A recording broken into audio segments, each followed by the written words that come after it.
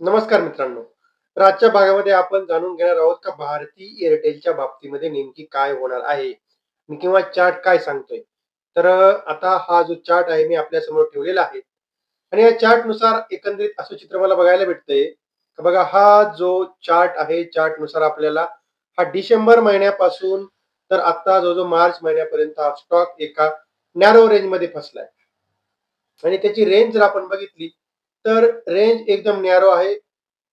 जर आपण लोअर साइडला बघितलं तर ₹1564 च्या आसपासची रेंज आहे आणि जर इथे आपण अप्पर साइडला बघितलं तर अराउंड ₹1640 च्या आसपासची लेवल आहे. तर ह्या अशा प्रकारच्या एका नॅरो रेंजमध्ये सध्या हा स्टॉक इथे फसलेला आहे आणि मग आता इथे याच्यामध्ये काय करायचं? आपण हे जरा थोडंसं जाणून घेणार आहोत. बघा इथे आपल्याला काय बघायला भेटते, हा 1565 च्या आसपास जर आला, तर आपल्याला ह्या ठिकाणी चांगल्या प्रकारे थोडी बायिंग क्रिएट होते आणि इथे वरती 1600 आणि 40 च्या आसपास जर गेला, तर त्या ठिकाणी आपल्याला सेलिंग जनरेट होते. पण आता रिसेंटली जर आपण बघतो इथे हा चार्ट बघा, तर ह्या चार्टमध्ये आपल्याला बघायला भेटते इथे का हा इथे आपल्याला 18 फेब्रुवारीचा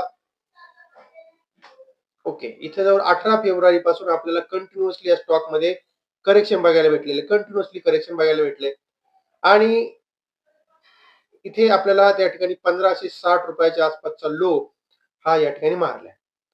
आणि परत तिथून आपल्याला हा जो बाउन्स बॅक बघायला भेटलाय, तर त्या बाउन्स बॅकला आता जो मोठा झोन रेजिस्टन्सचा आहे, तो आपल्याला कुठे बघायला भेटतोय बघा. तो झोन आपल्याला रेजिस्टन्सचा साधारणतः अराउंड 1640 च्या आसपास आहे. आता 1626 च्या आसपास आहे. मग आता आपल्याला याच्यामध्ये काय करायचंय ते आपण जाणून घेऊया. आता हा जो चार्ट दिसतोय तर हा डे टाइम फ्रेमवरती आता थोडासा आपल्याला 9 दिवसाच्या एक्सपोनेन्शियल मूव्हिंग एव्हरेजच्या वरती येताना दिसतोय. आणि हा जवळ-जवळ आपल्याला इथे ही तारीख 18 तारीख दिसते. तर या 18 तारखेपासून हा स्टॉक आपल्याला कंटिन्युअसली ह्या आपल्या 9 दिवसाच्या एक्सपोनेन्शियल मूव्हिंग एव्हरेजच्या खाली ट्रेड करतोय. हा जर आपल्याला ह्या कॅन्डल आता त्याच्यावरती तर क्लोज झालीच आहे. 1615चं हे या चार्टचं आपलं 9 दिवसाचं एक्सपोनेन्शियल मूव्हिंग एव्हरेज आहे. त्यावरती हा स्टॉक आपल्याला क्लोज होताना दिसतोय. आणि मग आता आपल्याला जरा थोडीशी या स्टॉकमध्ये आपल्याला बुलिश मूव्हमेंट आपल्याला बघायला भेटू शकते. आणि मग आता ही जी बुलिश जर समजा भेटली मूव्हमेंट, तर मग आपल्याला इथून बघा, आता हा पहिला आपल्याला जाऊ शकतो साधारणतः अराउंड 1656. ₹1656 परत याला मोठा रेजिस्टन्सचा झोन आहे बघा. इथे आपण बघतोय का हा झोन रेजिस्टन्सचा आहे. कारण इथे आपल्याला ह्या ठिकाणी ह्या कॅन्डलचा आपल्याला क्लोज पण आहे, या कॅन्डलचा ओपन पण आहे आणि इथे ह्या कॅन्डलचा टॉप पण आहे. तर हा ₹1656 जर पार जर झाला, तर मग आपल्याला ह्या याच्यामध्ये स्टॉक्समध्ये आपल्याला याची नय्या ही पार होऊ शकते आणि परत आपल्याला अराउंड हे जे 1700 च्या आसपासचे लेव्हल आहे, ते लेव्हल आपल्याला ह्या चार्टवरती बघायला भेटू शकतं. आता हे विश्लेषण आपल्या डे टाईम फ्रेमवरती झाले आणि 15 मिनिटाच्या टाईम फ्रेमवरती आपण बघतोय, तर इथे 15 मिनिटाच्या टाईम फ्रेमवरती आपल्याला हा स्टॉक जो आहे, तो आपल्याला ह्या सगळ्याच दिवसाच्या एक्सपोनेन्शियल मूव्हिंग एव्हरेजच्या वरती ट्रेड करतोय. म्हणजे त्यामध्ये 9 आलं, 15 आलं आणि म्हणजे सॉरी 9 आणि 21 आणि त्यानंतर 50. 9, 21, 50 आणि परत 200. तर या सगळ्याच दिवसाच्या एक्सपोनेन्शियल मूव्हिंग एव्हरेजच्या नुसार हा चार्ट आपल्याला ह्या सगळ्यांच्या ट्रेंड लाईनच्या वरती गेलेला आहे. आणि मग आता याच्यासाठी आपल्याला एस-एल कोणता ठेवायचा आहे, तर हा एस-एल आपल्याला आपण ठेवूया. इथे आपण जर 200 दिवसाचं एक्सपोनेन्शियल मूव्हिंग एव्हरेज पाहतोय, तर 1615 आहे आणि त्यानंतर हे आपलं 50 दिवसाचं आहे 1612. ₹1612 या ठिकाणी आपल्याला एस-एल मेंटेन करायचं किंवा हा त्या ठिकाणी आपल्याला चांगलं सपोर्टचं काम करू शकतो. आणि इथे रिसेंटली आपल्याला ही गोष्ट जाणून घ्या. इथे बघा आपल्याला हा जो आपल्याला झोन रेजिस्टन्सचा होता 1625.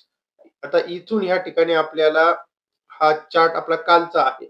काल आपल्याला ह्या ठिकाणापासून आपल्याला रिजेक्शन झालं. त्यानंतर परत खाली आलेला आणि त्यानंतर आज आपल्याला त्या ठिकाणी परत चांगला मोठा ब्रेकआउट भेटलेला आहे आणि हा ब्रेकआउट जो आहे म्हणजे आता ही लेव्हल यांनी क्रॉस केली आहे. तर इथून आपल्याला याच्यामध्ये चांगल्या प्रकारे ब्रेकआउट आपल्याला बघायला भेटू शकतो. अराउंड 1656 आणि त्यानंतर ₹1700 याला परत दुसरे रेजिस्टंट आहेत. आपण ही पण गोष्ट लक्षात ठेवा. आणि तेव्हा मग आता आपल्याला याच्यामध्ये जर खरेदी करायचं असेल, तर जी काही खरेदी करायची ती आपण आपल्या जबाबदारीवरती खरेदी करायची आहे. आणि आता बघा इथे आपल्याला जो ₹1656 हा मोठा फॉल आलेला आहे आणि तिथपर्यंत जाण्याचा याच्याला प्रयत्न असू शकतो. आणि मग आता कुठलाही जर आपल्याला जर मी ज्याविषयी तुम्हाला याच्यावर चार्टमध्ये ज्या स्टॉक विषयी माहिती सांगत असतो, तर तो आपल्याला खरेदी करण्याच्या आधी आपण हे आपल्या चार्ट जे काही पॅरामीटर असतील त्यावरती आपण बघत जा आणि त्यानंतरच आपण त्यामध्ये खरेदी करत जा. ओके. आणि तेव्हा आता इथे आपण थांबतोय. आताचा हा जो काही आपला सगळा व्हिडिओ होता, हा व्हिडिओ मी आपल्यासाठी बनवला होता आणि फक्त चार्ट विश्लेषण म्हणून. ओके. त्यामुळे जर माहिती चांगली वाटली असेल, तुम्हाला जर हा माझा व्हिडिओ चांगला वाटला असेल, तर आपण आपल्या या व्हिडिओला लाईक करायचे, शेअर करायचे आपल्या मित्रांपर्यंत आणि चॅनलला सबस्क्राईब करायला बिलकुल विसरायचं नाहीये.